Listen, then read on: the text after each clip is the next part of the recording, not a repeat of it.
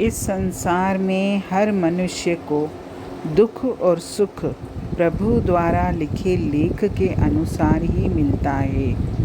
यदि हम दुखों में हिम्मत से काम नहीं लेंगे या फिर सुखों के बहाव में बह जाएंगे तो कभी भी प्रभु की भक्ति नहीं कर पाएंगे, क्योंकि जब मनुष्य दुखी होता है तब भी वो दुख में इतना गिर जाता है कि प्रभु से दूर हो जाता है। और जब उसके पास ढेर सारी खुशियाँ और सुख होते हैं तो वो सुखों और खुशियों में इतना बहक जाता है कि उसे परमात्मा याद ही नहीं आता। तो सुख और दुख तो मेरे कर्म के अनुसार ही, जो मेरा लेख मेरा भाग्य बना है उसी के अनुसार तो मुझे मिलता है। तो इसीलिए ना तो मुझे दुखों में गिरना है, ना ही सुखों में बहकना है। मुझे हर हाल में उस परमात्मा को याद रखना है। गुरु नानक साहब की वाणी है कि सुख दुख पूरब जन्म के किए, सो जाने जिन दाते दिए, किस को दोष देह तू प्राणी, सह अपना किया करारा है। यानी दुख और सुख सब प्रभु ने दिया है और ये सब जीव के पूर्व कर्मों के अनुसार ही दिया है। इसमें हम किसको दोष दें। और दुख सुख प्रभु देवनहार से ये अभिप्राय नहीं है कि प्रभु मन मर्जी से जिसे चाहे दुख दे देता है और जिसे चाहे सुख दे देता है। यदि परमात्मा मन मर्जी से किसी को अमीर, किसी को गरीब, किसी को सुंदर, किसी को कुरूप, या किसी को आँखों वाला, या किसी को अंधा, किसी को दीर्घ आयु या किसी को अल्प आयु बना देता है, तो दयालु होना तो एक तरफ रहा, हम तो उस परमपिता परमात्मा को न्यायशील भी नहीं कह सकते।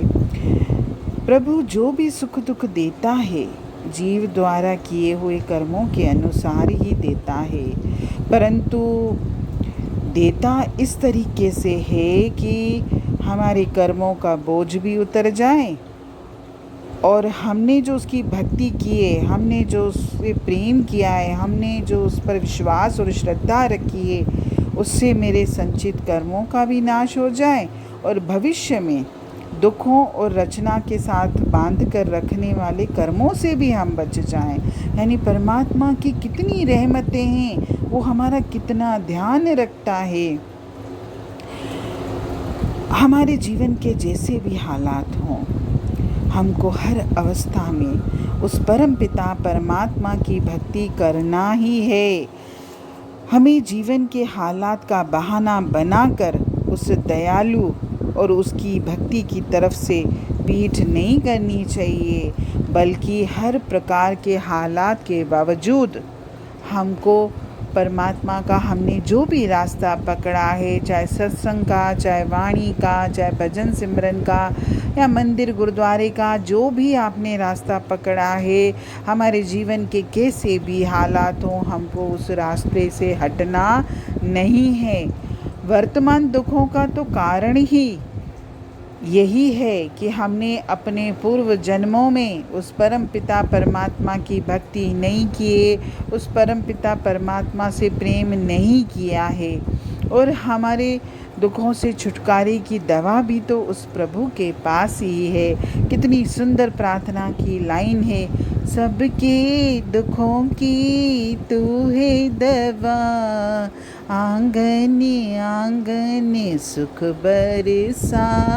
यानी हमारे दुखों की दवा भी तो उसी के पास है, तो मैं उससे दूरी क्यों बनाता हूँ। जीवन के दुख के क्षण हो चाहे सुख के क्षण हो, जो भी हो, उस परम पिता परमात्मा की रज़ा मानकर प्रसन्नतापूर्वक स्वीकार करना चाहिए, क्योंकि वह सर्वज्ञाता, वो दयालु परमात्मा कभी भी कोई ऐसा कार्य नहीं करता जिससे या जिसमें हमारी कोई भलाई न हो।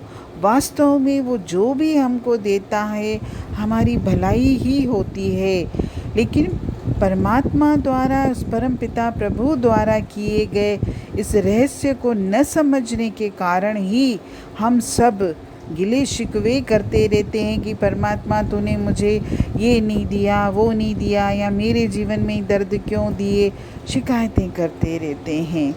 और प्रभु के प्रेम और विश्वास का तो वास्तविक अर्थ ही यही है कि सुख और दुख को प्रभु की रज़ा समझकर प्रसन्नतापूर्वक स्वीकार कर लेना है और हर प्रकार के हालात में अपने ध्यान को, अपनी वृत्ति को उस प्रभु के नाम में लगाए रखना है। इस संसार में आते हुए न कोई वस्तु हमारे साथ आई है और ना ही यहाँ से जाते हुए हमारे साथ जाएगी। ये हम सबको पक्का निश्चय करना है। हम में से पहले जितने भी लोग इस संसार में आए हैं, यहाँ पर कुछ भी साथ लेकर नहीं आए थे और यहाँ से कुछ भी साथ लेकर नहीं जा सके हैं। जब वो लोग कुछ साथ लेकर नहीं जा सकें तो हम कैसे लेकर जाएंगे? ज़रा इस चीज़ पर हम विचार तो करें। संसार की हर वस्तु नाशवान है, कभी भी किसी का स्थायी साथ नहीं दे सकती। लोक और परलोक दोनों में सदैव साथ निभाने वाली एकमात्र सच्ची और अविनाशी वस्तु उस प्रभु का नाम है। इसीलिए हर पल उस परमात्मा को याद करो। ये संसार हमारा वास्तविक घर नहीं है, मेरा घर उस प्रभु का धाम है। इस नाशवान संसार के नाशवान शक्लों और पदार्थों का मोह त्याग दो, उस प्रभु के अविनाशी नाम को अपने हृदय में बसा लो, ताकि इस संसार को छोड़कर जब भी मैं उस परमपिता परमात्मा के धाम में जाऊंगा, तभी मैं स्थायी सुख का अधिकारी बनूंगा और मैं शांति से इस देह को त्याग पाऊंगा।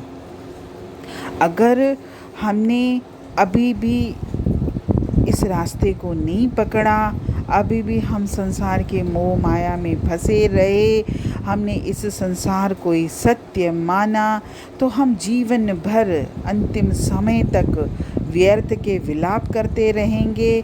जो भी मेरे जीवन में आएगा उसकी शिकायतें करते रहेंगे, और अगर जो हमारे नाशवान सहारे हमसे छूट जाएंगे तो उसके ही विलाप करते रहेंगे और उस परमात्मा को दोष देते रहेंगे। हम कभी नहीं समझ पाएंगे कि जीवन में जो भी है, मेरे जीवन में दर्द हैं, जो भी है, जो भी हम शिकायतें करते हैं, सब के सब मेरे कर्म का हिसाब किताब है। जितना जल्दी हम इस चीज़ को समझेंगे उतना ही हमारे लिए अच्छा होगा। हरि ओम।